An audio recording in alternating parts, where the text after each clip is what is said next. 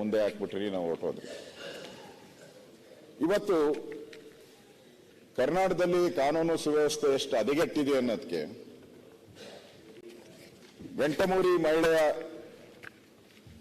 ವಿವಸ್ತ್ರಗೊಳಿಸಿ ದೌರ್ಜನ್ಯ ನಡೆಸಿರುವಂತ ಪ್ರಕರಣ ಇಡೀ ದೇಶನೇ ತಲೆ ತಗ್ಗಿಸುವಂತದ್ದು ಆಗಿದೆ. ಇಡೀ ದೇಶದಲ್ಲಿ ಸುದ್ದಿಯಾಗಿದೆ. ಆದ್ರೆ ಅಲ್ಲೇ ನಾವು ಅಧಿವೇಶನ ನಡೆಸ್ತಾ ಇದ್ದೀರಿ, ನಮ್ಗೇನು ಗೊತ್ತೇ ಆಗ್ಲಿಲ್ಲ. ಅಲ್ಲೇ ಇದ್ದೀರಿ, ಮುಖ್ಯಮಂತ್ರಿಗಳಿದ್ದಾರೆ, ಗೃಹ ಸಚಿವರಿದ್ದಾರೆ, ನಾವೆಲ್ಲರೂ ಇದ್ದೀರಿ, ನಮ್ಗೆ ವಿಷಯನೇ ಬರಲಿಲ್ಲ. ಅಂದ್ರೆ ಎಲ್ಲೋ ಒಂದ್ ಕಡೆ ಪೊಲೀಸರು ಇದನ್ನ ಮುಚ್ಚಾಕ್ಬೇಕು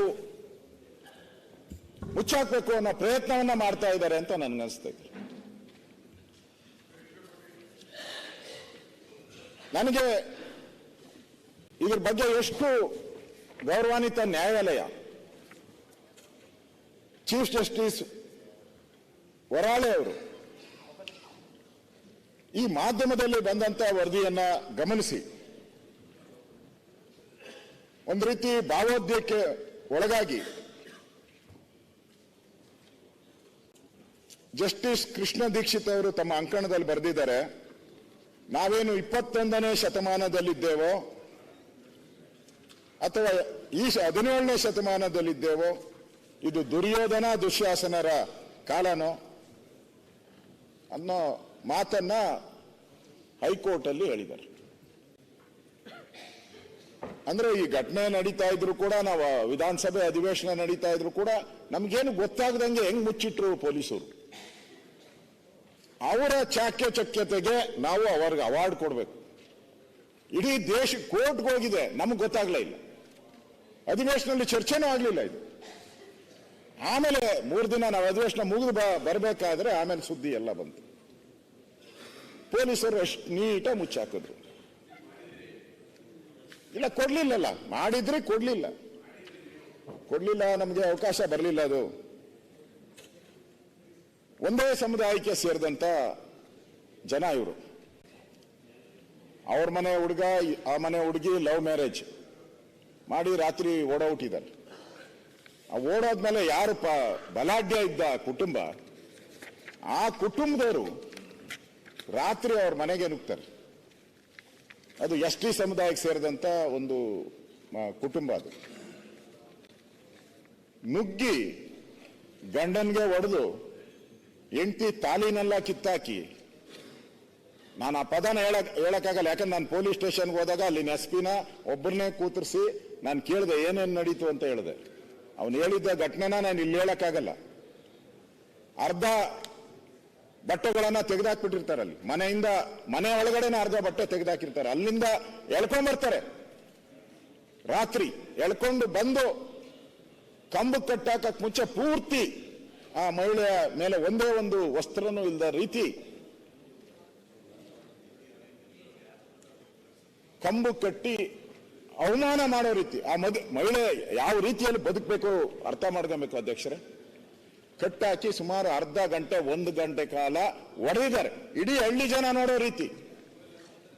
ನಮ್ಮ ಪೊಲೀಸರು ಇಷ್ಟೆಲ್ಲ ಘಟನೆ ಆದ್ರೂ ಕೂಡ ಒಬ್ಬ ಇನ್ಫಾರ್ಮರ್ ಇಲ್ವಾ ಹಳ್ಳಿಯಲ್ಲಿ? ಒಬ್ಬೊಬ್ಬ ನನಗೆ ಗೊತ್ತಿರೋ ಪರಮೇಶ್ವರ್ಗೂ ಗೊತ್ತು, ನಮಗೂ ಗೊತ್ತು. ಅವ್ರು 2ನೇ ಬಾರಿ ಆಗ್ತಾ ಇದ್ದಾರೆ, 3ನೇ ಬಾರಿ. ಪ್ರತಿ ಹಳ್ಳಿಯಲ್ಲೂ ಯಾರನ್ನ ಒಬ್ರು ಇನ್ಫಾರ್ಮರ್ ಪೊಲೀಸರು ಇಟ್ಟೇ ಇರ್ತಿದ್ದಾರೆ. ಅದು ನ್ಯಾಚುರಲ್. ಆ ತರ ಇಷ್ಟೆಲ್ಲ ಇಂಥ ಒಂದು 21ನೇ ಶತಮಾನದಲ್ಲಿ ಒಬ್ಬ ದಲಿತ ಮಹಿಳೆಯನ್ನ ರಸ್ತೆಯಲ್ಲಿ ಬಟ್ಟೆ ಇಲ್ದಿರ ಕರ್ಕೊಂಬಂದು ಕಟ್ಟಾಕಿ ಕಂಬಕ್ಕೆ ಹೊಡಿತಾರೆ ಅಂತ ಹೇಳಿದ್ರೆ ಏನು ಗೊತ್ತಾಗಲ್ಲ ಅಂತ ಹೇಳಿದ್ರೆ ನಮ್ಮ ಪೊಲೀಸರು ಏನ್ ಬದುಕಿದಾರ ಸತ್ತಿದಾರ ಅಂತ ಯಾರು ತಿಳ್ಕೊಬೇಕೀಗ? ಈ ಘಟನೆನ ಯಾರ ಮೇಲೆ ಆಪಾದನೆ ಮಾಡ್ತೀರ ನಾವು? ಅದಾದ ಮೇಲೆ ಪೊಲೀಸರು ನಿಧಾನವಾಗಿ ಬರೋದು. ಆಮೇಲೆ ಈ ಘಟನೆ ನಡೆದು ಆ ಸಿನಿಮಾದಲ್ಲಿ ಆಗ್ತೈತಲ್ಲ, ಸಿನಿಮಾದಲ್ಲಿ ಹಿಂದಿನ ಕಾಲದೆಲ್ಲ ಸಿನಿಮಾದಲ್ಲೂ ಹಂಗೆ ಎಲ್ಲ ಸಿನಿಮಾ ಮುಗ್ದೋಗಿ ಬಾಕ್ಸಿಂಗ್ ಎಲ್ಲ ಆಗಿ ಎಲ್ಲ ಆದ್ಮೇಲೆ ಕೊನೆಗೆ ಪೊಲೀಸರು ಬಂದು ನಿಂತ್ಕೊಳೋದು.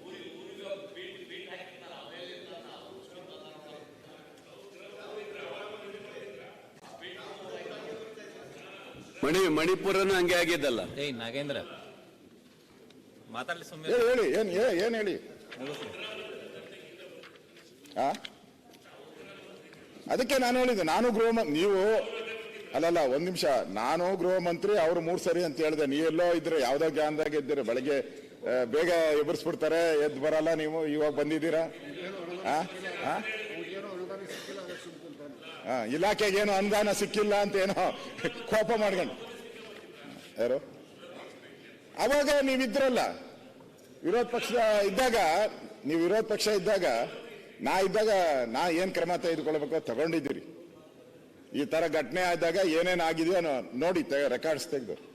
ನಾನು ಹೇಳ್ತಾ ಇರೋದು, ನಿಮ್ ಸರ್ಕಾರ ಬಂದ ಮೇಲೆ ಕಾನೂನು ಸುವ್ಯವಸ್ಥೆ ಪೂರ್ತಿ ಕುಸಿದೋಗಿದೆ ಅನ್ನೋದ್ರ ಬಗ್ಗೆ ಹೇಳ್ತಾ ಇದ್ದೀನಿ ನಾನು.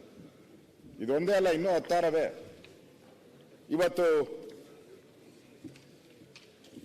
ಈ ತರ ಬೆತ್ತಲೆ ಪ್ರಕರಣ ಆಗ್ತಾ ಇರೋವಂಥದ್ದು ಪದೇ ಪದೇ ಇವ್ರು ಹೇಳ್ತಾ ಇರ್ತಾರೆ. ಯಾವಾಗೂ ಜಾಸ್ತಿ ಹೇಳ್ತಾ ಇರ್ತೀರ, ಫ್ರೀ ಫ್ರೀ ಫ್ರೀ ಅಂತ. ಇದು ಆ ಫ್ರೀಯಾಗಿ ಸೇರಿಸ್ತೀರಾ? ಈ ಭಾಗ್ಯನೂ ಆ ಫ್ರೀಯಲ್ಲಿ ಬರ್ತೈತ? ಕೋರ್ಟ್ ಛೀಮಾರಿ ಹಾಕಿದೆ ಇದಕ್ಕೆ. ಕೋರ್ಟಲ್ಲಿ ಜಡ್ಜ್ ಕಣ್ಣೀರು ಹಾಕಿದ್ದಾರೆ ಅಂತ ನಾನು ಪತ್ರಿಕೆಯಲ್ಲಿ ಓದಿದ್ದೀನಿ. ನಾನು ಸರ್ಕಾರಕ್ಕೆ ಏನು ಕಣ್ಣೀರು ಬರಲೇ ಇಲ್ಲಲ್ಲ, ಒಂದು ತೊಟ್ಟು ಕಣ್ಣೀರು ಬರಲಿಲ್ಲ ಯಾರಿಗೂ, ಸರ್ಕಾರಕ್ಕೆ ಒಂದು ಹನಿನೂ ಬರಲಿಲ್ಲ ಅದ್ರ ಬಗ್ಗೆ. ಯಾವಾಗ ಮಹಿಳಾ ಆಯೋಗ ಒಂದೇ ನಿಮಿಷ ಸರ್, ನಾನು ಹೇಳಿದ್ರಿ ಅಲ್ಲ, ನಾನು ಡಿಸ್ಟರ್ಬ್ ಮಾಡೋದಿಲ್ಲ ನಿಮ್ಗೆ, ನಾನು ಹೇಳ್ತೀನಿ, ಒಂದು ಕರೆಕ್ಷನ್ ಮಾಡ್ಬೇಕಲ್ಲ. ಅಲ್ಲ, ಇದು ಸಬ್ಜೆಕ್ಟ್ ಪೂರ್ತಿ ಸಬ್ಜೆಕ್ಟ್ ಬೇಡ, ಇದನ್ನ ಮುಗಿಸ್ಬಿಡ್ತೀನಿ, ಆಮೇಲೆ ಹೇಳಿ.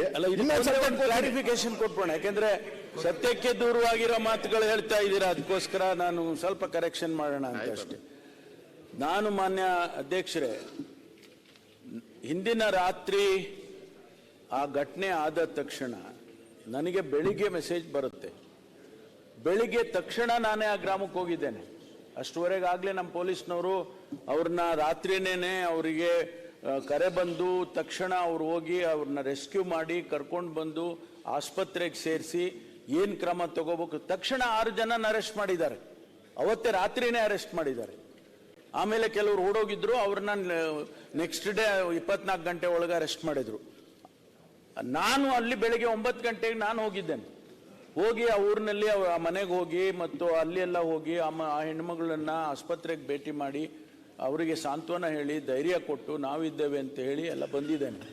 ಸರ್ಕಾರ ಏನು ಮಾಡಲಿಲ್ಲ, ಕಣ್ಮುಚ್ಕೊಂಡಿತ್ತು, ಯಾರೂ ಹೋಗ್ಲಿಲ್ಲ, ಯಾರೂ ಬರಲಿಲ್ಲ ಅಂತ ಹೇಳಿ ತಾವು ಹೇಳಿಬಿಟ್ರೆ ಹೇಳಿ. ನೀವು ಘಟನೆ ನಡೆದಿದ್ದು, ಕ್ರಮ ತಗೊಂಡಿಲ್ಲ, ಅದು ಮತ್ತೊಂದು ಹೇಳಿ, ಆದ್ರೆ ಸತ್ಯನೂ ಕೂಡ ಹೇಳ್ಬೇಕಲ್ಲ ಸ್ವಲ್ಪ. ಸತ್ಯ ಇದ್ರೆ ಹೇಳ್ತಾ ಇದ್ದೆ, ಅಲ್ಲಿ ಏನು ಸತ್ಯನೇ ರಾವಣ ರಾಜ್ಯ ಅದು, ನಾನು ಹೋಗಿದ್ದು ರಾವಣ ರಾಜ್ಯ ಅದು. ಅದಾದ್ಮೇಲೆ ಇದನ್ನೇ ನಾನು ಸದನದಲ್ಲಿ ಹೇಳಿದ್ದೇನೆ, ಉತ್ತರ ಕೊಟ್ಟಿದ್ದೇನೆ. ನೀವು ಹೋಗಿರೋದು ನಾನು ಹೇಳ್ತಾ ಇದ್ದೆ, ನೀವು ಅಷ್ಟರಲ್ಲೇ ಮಾತಾಡ್ತೀನಿ ಅಂದ್ರೆ ಅಲ್ಲ, ಮೊದಲೇ ತಪ್ಪಿಟ್ರಲ್ಲ ನೀವು, ಮೊದಲೇ ಬಿಡ್ಬೇಕಲ್ಲ. ಜನಸಾಮಾನ್ಯರ ಮಾತೆ ನಮ್ಮ ಮಾತು.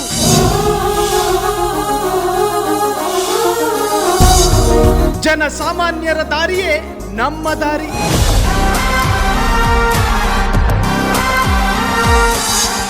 ಜನಸಾಮಾನ್ಯರ ಹಿತಾಸಕ್ತಿಯೇ ನಮ್ಮ ಶಕ್ತಿ.